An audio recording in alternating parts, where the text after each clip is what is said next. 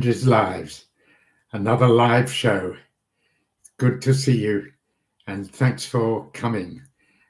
I don't know if you've been to my show before, but I just love talking about poetry.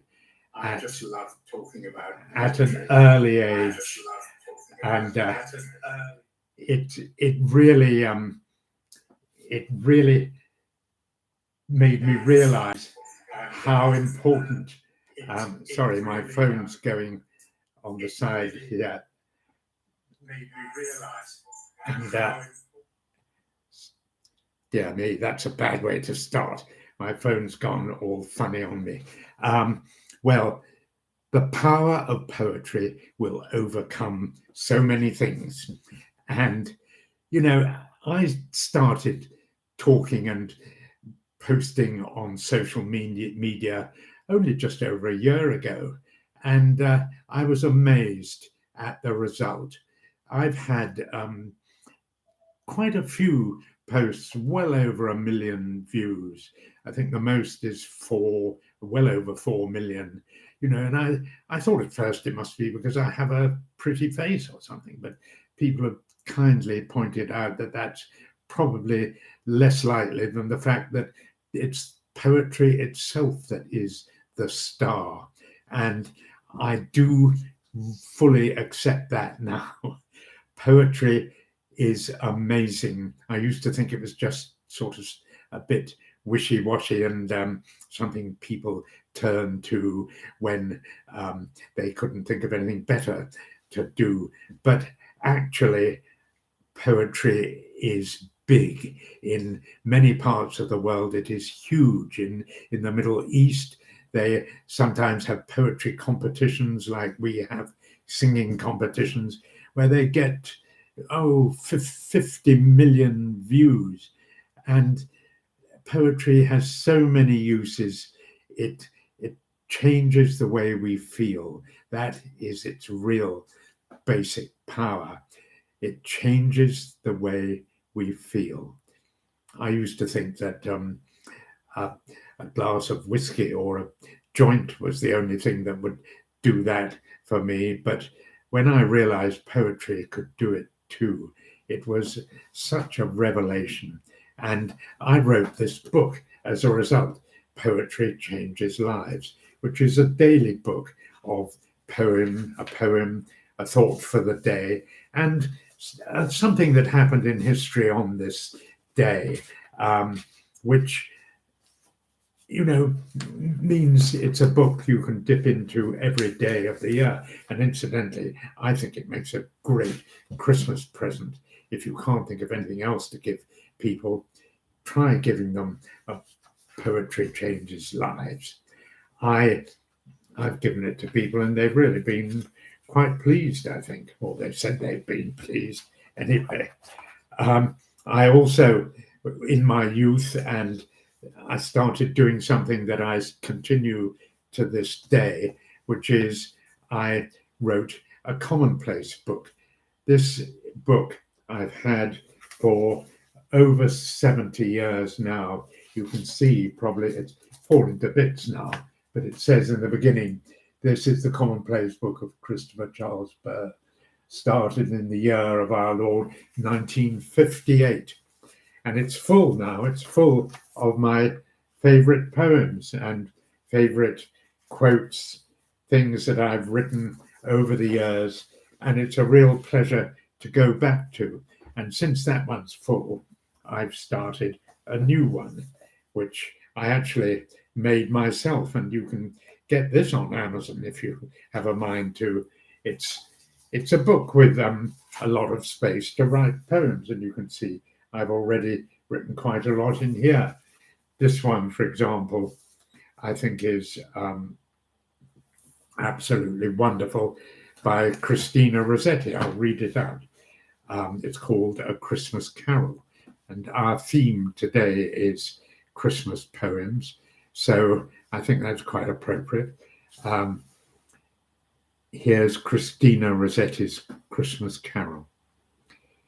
In the bleak midwinter, frosty wind made moan.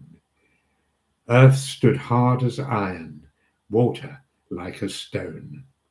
Snow had fallen, snow on snow, snow on snow, in the bleak midwinter long ago.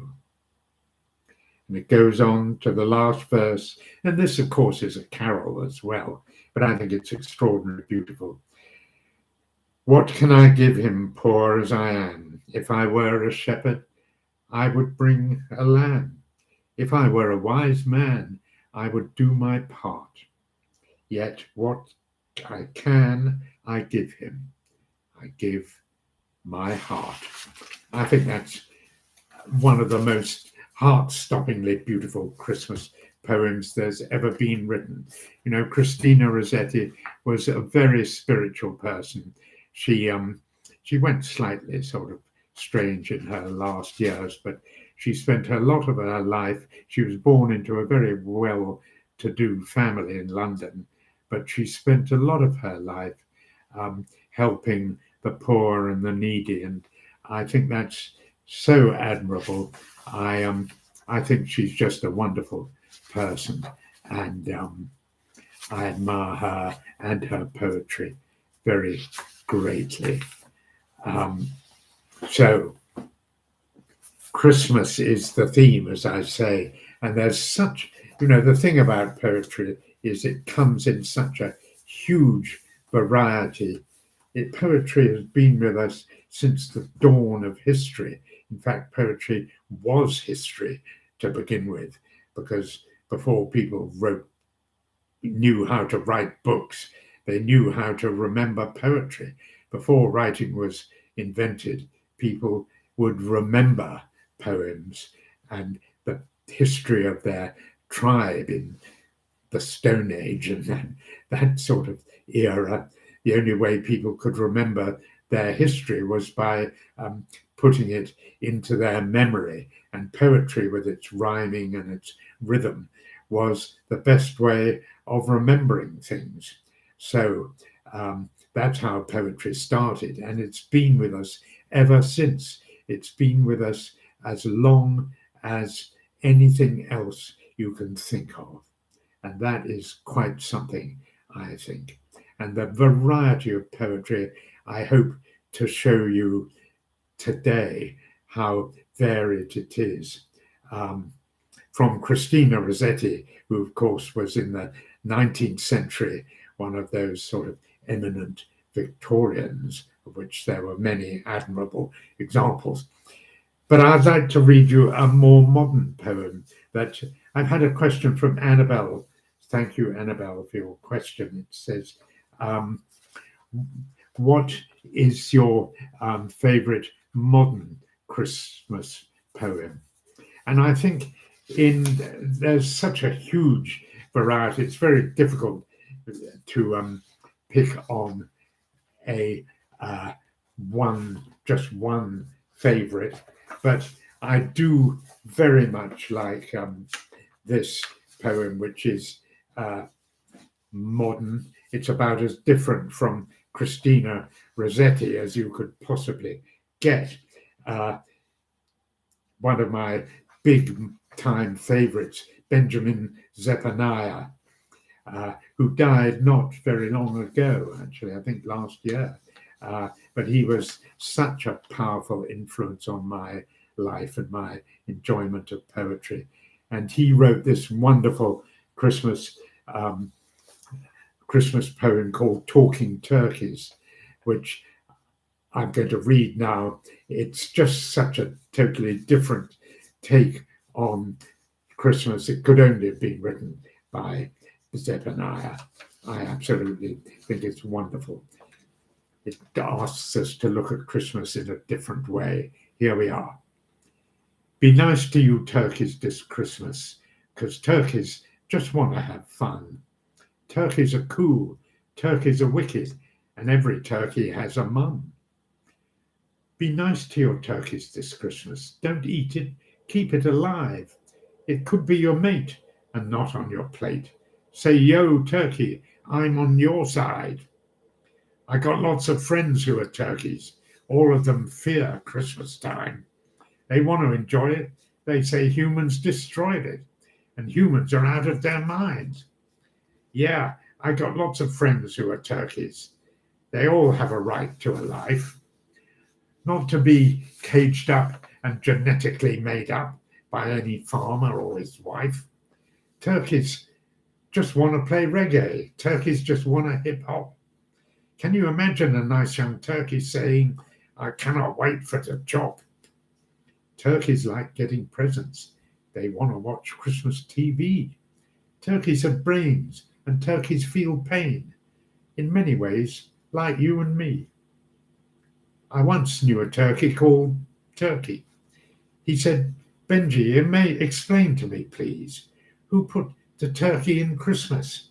I said, what happens to Christmas trees? I said, I'm not too sure, Turkey, but it's nothing to do with Christmas. Humans get greedy and waste more than need be, and businessmen make loads of cash. So be nice to your turkey this Christmas. Invite them indoors for some greens. Let them eat cake and let them partake in a plate of organic grown beans. Be nice to your turkey this Christmas and spare them the cut of the knife. Join Turkeys United and they'll be delighted, and you will make new friends for life. Isn't that great? I mean, that's such a new view on Christmas. We're all so fixated on our Christmas presents and our turkey dinners and all that, and nobody ever thinks of the poor old turkey.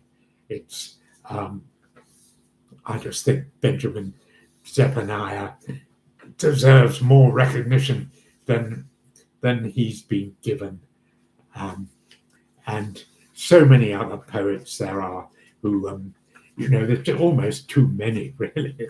But take Seamus Heaney, he's another one who does Christmas in a slightly different take. This one I very much like. It's very short. It's called Holly. Here we are. It rained when it should have snowed, when we went to gather holly, and the ditches were swimming. We were wet to the knees. Our hands were all jags, and water ran up our sleeves. There should have been berries, but the sprigs we brought into the house gleamed like smashed bottle glass. Now here I am in a room that is decked with the red-berried, waxy-leaved stuff, and I almost forgot what it's like to be wet to the skin or longing for snow. I reach for a book like a doubter and want it to flare round my hand. A black letter bush, a glittering shield wall, cutting as holly and ice. That's Seamus Heaney's view of Christmas. And here's one by John Betjeman.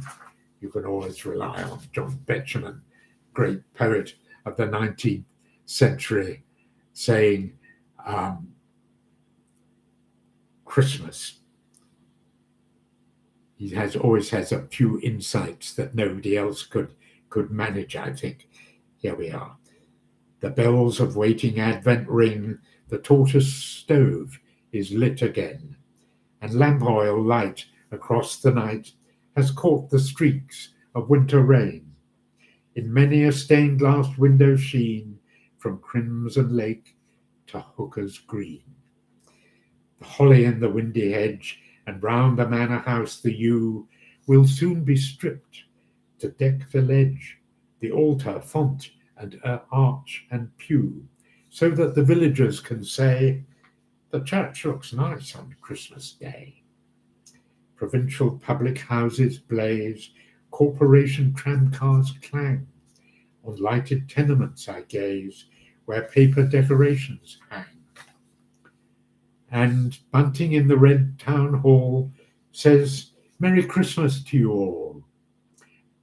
And London shops on Christmas Eve are strung with silver bells and flowers, as hurrying clerks the city leave to pigeon-haunted classic towers, and marble clouds go scudding by the many steepled London sky, and girls in slacks remember dad, and oafish louts remember mum, and sleepless children's hearts are glad, and Christmas morning bells say come, even to shining ones who dwell safe in the Dorchester Hotel.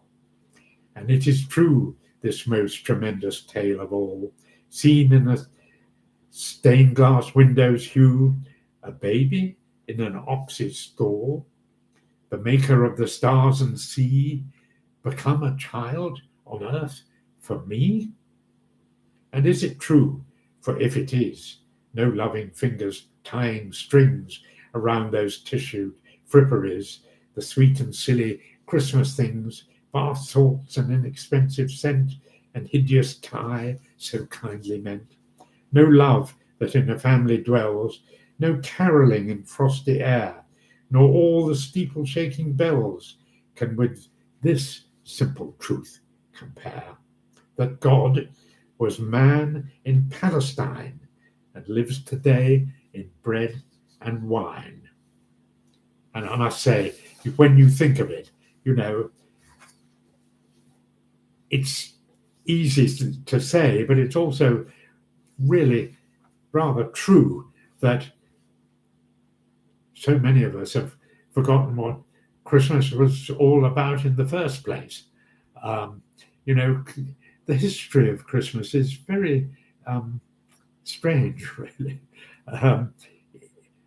If you take someone like Shakespeare, for example, writing over 500 years ago, he doesn't mention Shakespeare hardly at all. I think there are 3 mentions of the word Christmas in Shakespeare's whole works, because in those days, people didn't really make a big thing of Christmas.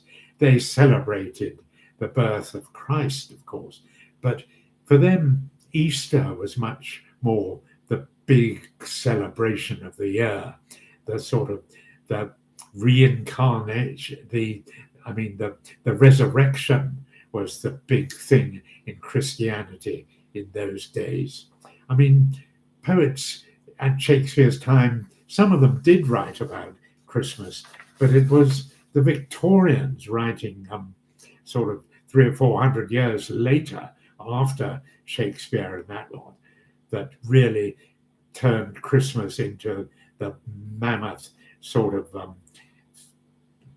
not just celebration religious-wise, but the commercial gravy train that it is today.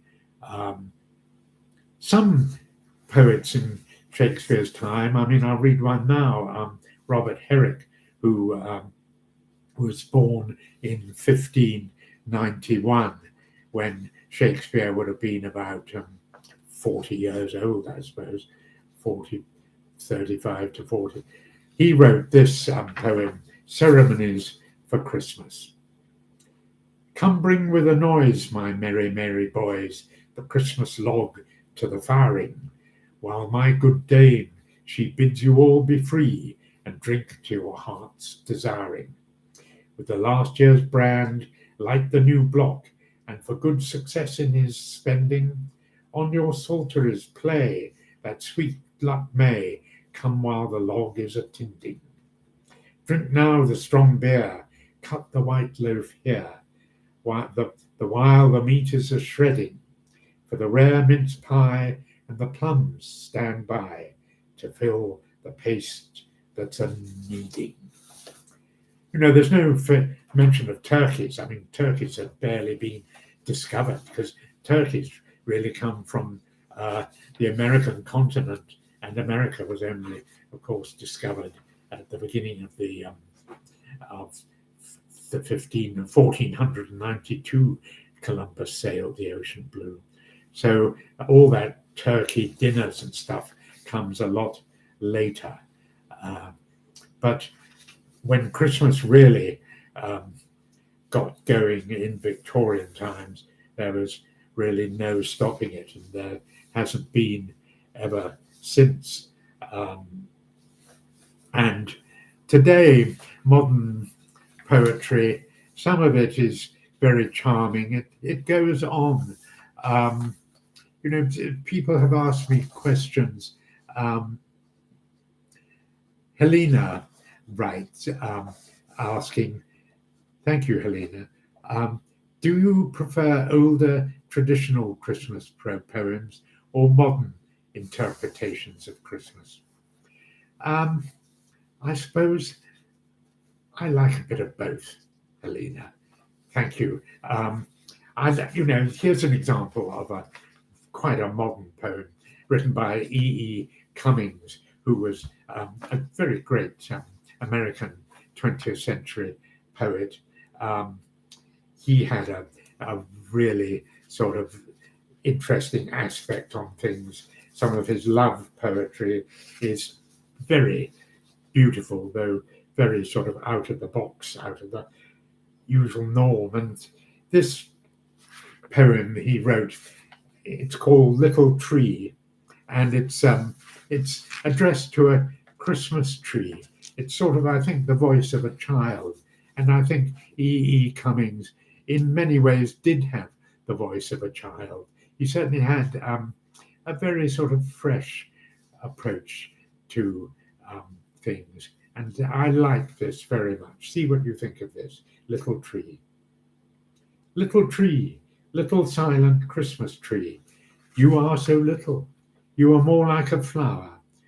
Who found you in the green forest? And were you very sorry to come away? See, I will comfort you, because you smell so sweetly. I will kiss your cool bark and hug you safe and tight, just as your mother would, only don't be afraid. Look, the spangles that sleep all the year in a dark box, dreaming of being taken out and allowed to shine. The balls, the chains, red and gold, and fluffy threads. Put up your little arms, and I'll give them all to you to hold. Every finger shall have its ring, and there won't be a single place dark or unhappy. Then, when you're quite dressed, you'll stand in the window for everyone to see, and how they will stare. Oh, but you'll be very proud, and my little sister and I will take hands, and looking up at our beautiful tree, we'll dance and sing, Noel, Noel. I think that's very charming. E. Cummings, I really recommend you read some of his poetry. Some of his love poetry is a combination of passion beyond all passion, but often spoken with a very young voice, a very fresh voice. And the combination is absolutely stunning and very beautiful, I think. I really recommend his poem if you don't know them. I'm going to go back, though, to a very traditional poem that I think is one of the all-time Christmas greats. I think most people would agree with this, actually. This one, it's in my book, Poetry Changes Lives, for December the 24th, Christmas Eve. And at the beginning, I'll just read, I say, on this day in 1818, Franz Gruber, a teacher and organist in Arnsdorf, Austria, which is a very small little village, he composed the music of the Christmas poem, Silent Night, that had been composed the year before by his friend Robert Moore, I think, Moore, M-O-H-R, who was a religious, a monk. And this, between them, Franz Gruber and his friend Moore produced a poem and a Christmas carol that has spread from that tiny Austrian village across the world. It was sung during World War I, World War II. It's sung in millions of homes and churches across the world today. Of course, it's Silent Night, and I'll just read a bit of it. Silent night, holy night, all is calm, all is bright. Round yon Virgin Mother and Child, holy infant so tender and mild, sleep in heavenly peace, sleep in heavenly peace. And it goes on at some length, but it's just listening to it is proof of the calming influence of poetry. I think so. It's um, it's just an example to me of how poetry can change a mood. If you've had a very frustrating day, say on Christmas Eve, rushing around trying to buy Christmas presents or something like that, if you just sit and read this poem, Silent Night, I think it would calm you down. And that's an example of how poetry affects us. It changes our mood. And when your mood changes, your thinking changes. And when your thinking changes, your behavior changes as well.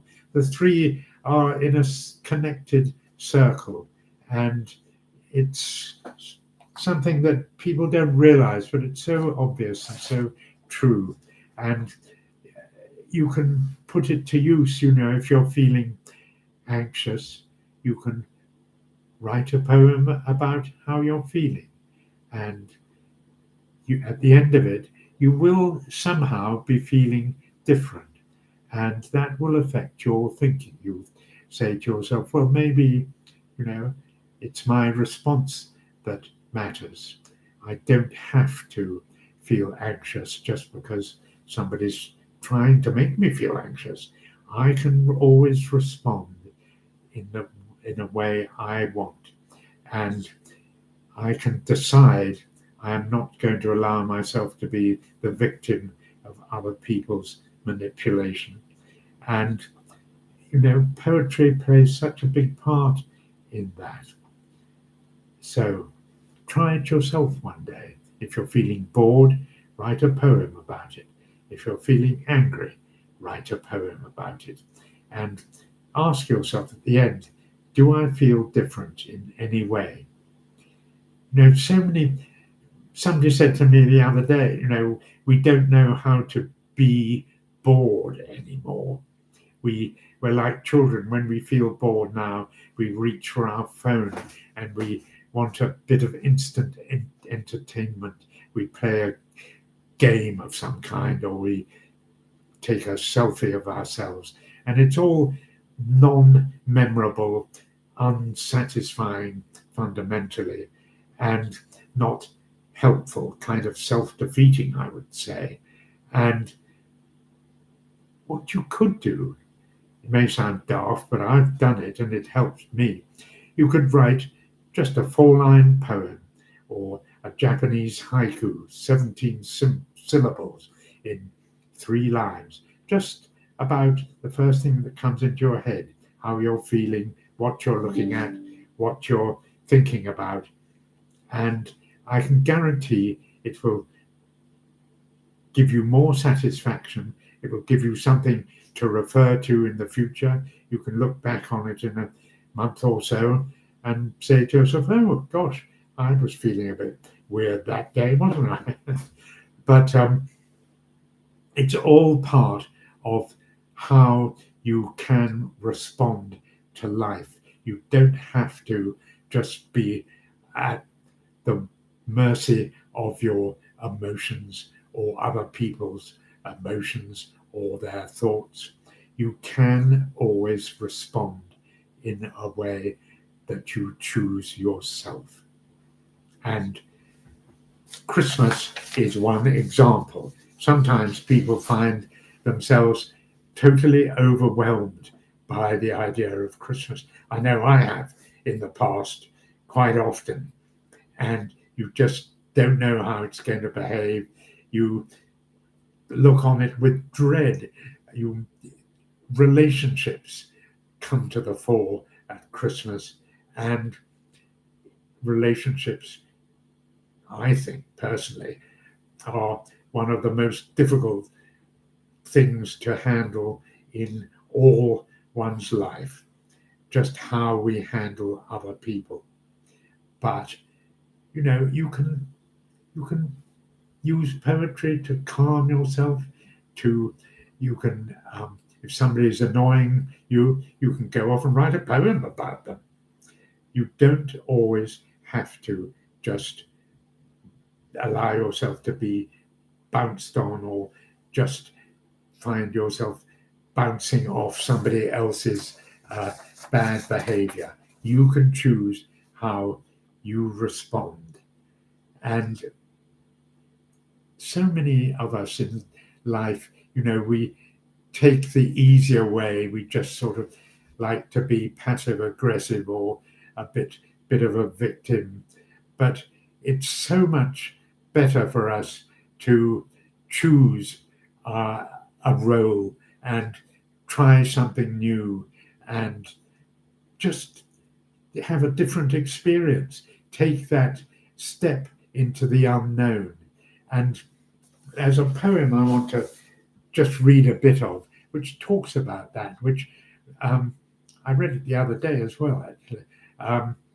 It's rather surprisingly, perhaps, by the great Victorian poet Alfred Lord Tennyson, who was poet laureate for several years, and some of his poetry is a bit long-winded and goes on a long time, but some of his poetry is awesome, I think. And one of my favorite poems of all time is his famous poem Ulysses, which talks about the old man, the Greek heroic figure Ulysses, who is the subject of Homer's great poetry written over 2,000 years ago. And Tennyson gives it a sort of 19th century slant. He talks about the need to try new things, to not be afraid of new experience, because it is what life is all about. It is what keeps us alive and interested. And that is what humanity is all about. We are not supposed to be people who just sit around waiting to be fed sort of nice instant gratification in the form of pretty pictures. We are supposed to go out and try new experiences, because that is how we stay alive and keep our brains working. So many people suffer these days from dementia and that kind of thing. They, in my view, if they kept their brains in better shape, they might stave off these awful things that old age brings. I'm going to read part of Tennyson's Ulysses, and these are the parts that inspire me. Here we are. I am a part of all that I have met, yet all experience is an arch wherethrough gleams that untravelled world, whose margin fades forever and forever when I move. In other words, life is experience, one experience after another. It is an arch wherethrough gleams an untravelled world. So often we have an opportunity to try something new, and we shy away from it because we want to stay in our comfort zone. But Tennyson is saying, come out of that comfort zone. Just for once, go into that untravelled world whose margin fades forever and forever when I move. Try something new and you won't forget it. And he goes on and he ends his poem saying, that which we are one equal temper of heroic hearts, made weak by time and fate, but strong in will, to strive, to seek, to find, and not to yield. Just think of that last line, to strive, to seek, to find, and not to yield. We should never give up. We must always be striving and seeking for new things. And that last line, that is the motto of the Olympic Games. That's written on most Olympic stadiums: to strive, to seek, to find, and not to yield. That is what life should be about. And thank you, Lord Tennyson, for inspiring us like that. I think that's another example of how poetry can just, take us out of our comfort zones. It's very nice sometimes to sit and read a heartwarming poem and stay in your comfort zone, but eventually you become a vegetable in your comfort zone. We have to respond differently. Otherwise, we just become vegetables, sadly. Here's another example of a poem that is somebody thinking outside the box, a fairly modern poet. This poem was written in 1942, in the middle of World War II, when the future was looking really black and some people were feeling very depressed. But this man, Frank Horn, who was an American Negro born in the deep South, I think in Mississippi, traveled up to New York. Life would not have been easy for him. In 1942, the world was at one of its bleakest moments, perhaps comparable to today. And everything that Frank Horn said at Christmas in 1942 is true of us in December 2025, I think. I think this poem is really, really worth listening to. It's called, it's quite famous actually, called Kid Stuff. I wrote this in my commonplace book in 1960, I think. Shows, my God, that's 65 years ago. I wrote this because it really struck me at the time then. I'm going to read it. Kid Stuff. The wise guys tell me that Christmas is kid stuff. Maybe they've got something there. 2,000 years ago, 3 wise guys chased a star across a continent to bring frankincense and myrrh to a kid born in a manger with an idea in his head. And as the bombs crash all over the world today, the real wise guys know that we've all got to go chasing stars again, in the hope that we can get back some of that kid stuff born 2,000 years ago.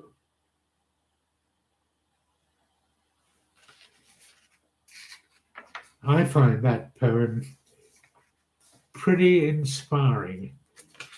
There's poetry that really moves you. They say the test of poetry sends a shiver down your spine. It's a good poem. And wow, that poem sends a shiver down my spine. We've all got to get back some of that kid stuff. We've evolved too fast. We've invented so many horrible weapons of mass destruction, and we don't know how to use them. It's horrible, and We just have to work through it. And Frank Horn, his message is kid stuff. Think about it. I think it's a brilliant, brilliant poem. Well, some other questions. Let me just see.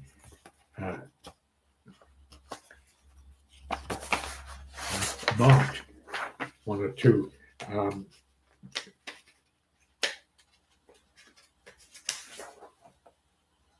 Ben writes, thank you, Ben. Are there Christmas poems that you feel capture the idea of hope at the end of the year? Yes, there are. I think the one I've read out just now gives some idea of hope, yes. But there may be some that, it's a great question, actually. Thank you very much, Ben. I'll try, and I've got so many. Here's one that I think has certainly a message of hope in it. This is another by a late Victorian, early 20th century poet, Thomas Hardy, who wrote an awful lot of wonderful poetry and some very good novels as well. He wrote this poem, The Oxen, which is about, again, the need and the sort of hope that he, the writer, will get back some of that childlike hope that he once had. This is rather a wistful poem. It's called The Oxen. I think it's very fine indeed. And again, it's a different take on Christmas. Christmas Eve and 12 of the clock. Now they are all on their knees, an elder said, as we sat in a flock by the embers in hearthside ease. We pictured the meek, mild creatures where they dwelt in their strawy pen, nor did it occur to one of us there to doubt that they were kneeling then.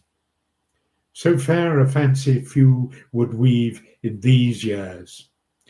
Yet I feel, if someone said on Christmas Eve, come, see the oxen kneel in the lonely barton by yonder coombe, our childhood used to know, I would go with him in the gloom, hoping it might be so. Thomas Hardy, obviously, in his latter years, longing to have some of that childhood hope that he once had. It's kind of wistful, but, you know, hope is something that we all have, as Emily Dickinson, that wonderful American poetess, once said, hope is the thing with feathers. And it stays with us through the darkest storms and the darkest nights. So true. I love poems of hope. And thank you for that question, Ben. Gosh. Here's a poem by, I hope I've got it all here.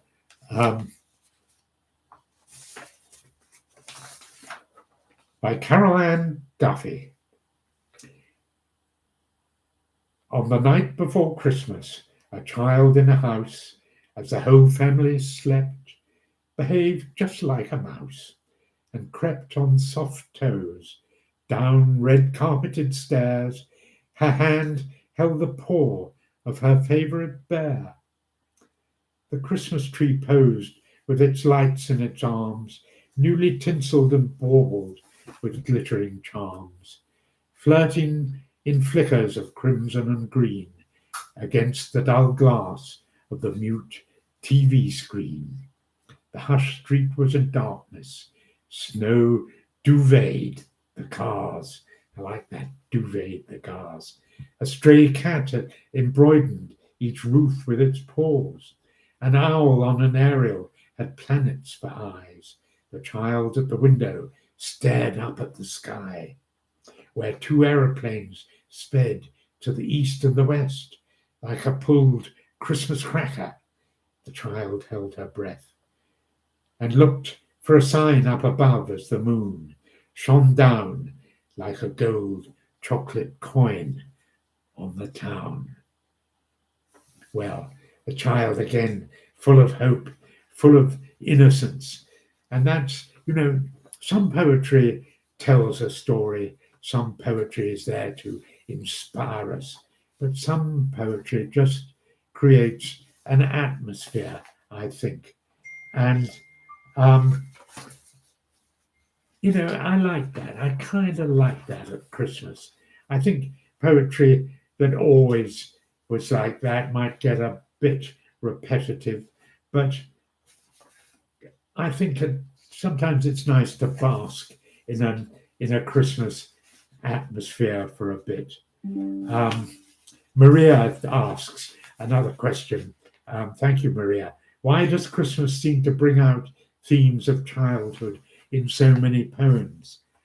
I don't really know, but I think it shows how much so many of us are sort of longing somehow for something, and Christmas brings out that longing of childhood. We all remember, I think, how awesome some Christmases were when we were just sort of 3 or 4 or 5 or 6 years old, and we're sort of longing to be. It's so sad, really, that grown-up people should be thinking like this. It shows that maybe something, I feel it myself sometimes, and maybe there's something missing in our lives, in my life. I'd respond to like this poem by Walter de la Mare, who wrote that the mysterious. He loved to write poems of mystery and magic, like The Travellers, which is a great poem I can recommend. He was outwardly a very ordinary person, worked in a bank most of his working life, but he wrote some beautiful poetry as well. This little poem called Mistletoe talks about his sort of yearning for love, I think. It's called Mistletoe. Sitting under the mistletoe, pale green fairy mistletoe, one last candle burning low. All the sleepy dance has gone, just one candle burning on. Shadows lurking everywhere. Someone came and kissed me there. Tired I was, my head would go nodding under the mistletoe. Pale green fairy mistletoe. No footsteps came, no voice, but only just as I sat there, sleepy, lonely, stooped in the still and shadowy air. Lips unseen, and kissed me there. Gosh, that sent a shiver down my spine as well. I like that. Thank you. Thank you for asking that question, Ben. And thank you for all your questions. I really enjoyed them. Gosh, I'd just like to read one more poem. I think it should be. I think I'll read this that I very much like by Theodore Rothko. It's not. It's more sort of about winter and how we have a sense of longing, a sense of need for fulfillment, but also for peace. It's quite a mysterious poem, but I think it creates an atmosphere, it creates a mood, and good poetry always does that. Here it is. It's called Winter. It was beginning winter. and in between time, the landscape still partly brown, the bones of weeds kept swinging in the wind above the blue snow. It was beginning winter. The light moved slowly over the frozen field, over the dry seed crowns, the beautiful surviving bones swinging in the wind. Light travelled over the wide field, stayed. The weeds stopped swinging. The mind moved, not alone, through the clear air in the silence. Was it light? Was it light within? Was it light within light? Stillness becoming alive, yet still. A lively, understandable spirit once entertained you. It will come again. Be still. Wait. Isn't that delightful? Gosh, I'm going to read one more that I'd forgotten about by that great English writer, Charles Causley, who died in the second half of the 20th century. He was a very simple, straightforward, kind, by all accounts, really nice man. He spent a lot of his life teaching. He lived certainly most of his life in the West Country, in Cornwall and places, Devon. He wrote some beautiful poetry about seeing his poem Eden Rock, which I don't have to read right now, but it's stunningly beautiful about describing how he thinks he'll meet his parents who died some time ago, how he'll meet them again. But this poem is called At 9 of Night, and it's about simply seeing a snowy Christmas scene of the sort we all kind of rather hope we will see sometime. Maybe not for too long, but this is a lovely poem, I think. Just a simple description of seeing another person and sort of connecting with them on a Christmas evening. At 9 of the night, I opened my door that stands midway between moor and moor, and all around me silver bright, I saw the world had turned to white. Thick was the snow on field and hedge, and vanished was the river's edge, where winter skilfully had wound a shining scarf without a sound. And as I stood and gazed my fill, a stable boy came down the hill. With every step I saw him take, flew at his heel a puff of flake. His brow was whiter than the hoar, a beard of freshest snow he wore, and round about him snowflake starred, a red horse blanket from the yard. In a red cloak I saw him go, his back was bent, his step was slow, and as he slavered through the wood, he seemed 100 winters old. I stood and watched the snowy head, the whiskers white, the cloak of red. "A Merry Christmas," I heard him cry. "The same to you, old friend," said I. That's what I say too, old friends. A Merry Christmas to you all. Maybe a bit early to be saying that, but wow, I think the Christmas spirit is afoot in the land, and I hope we all have a good Christmas. I wish you all the very best, and I thank you all for being here, for your lovely questions, and I hope to see you all again next Monday, same time, God willing, and thanks again for being here. I'm going to say goodbye now. Thanks for everything.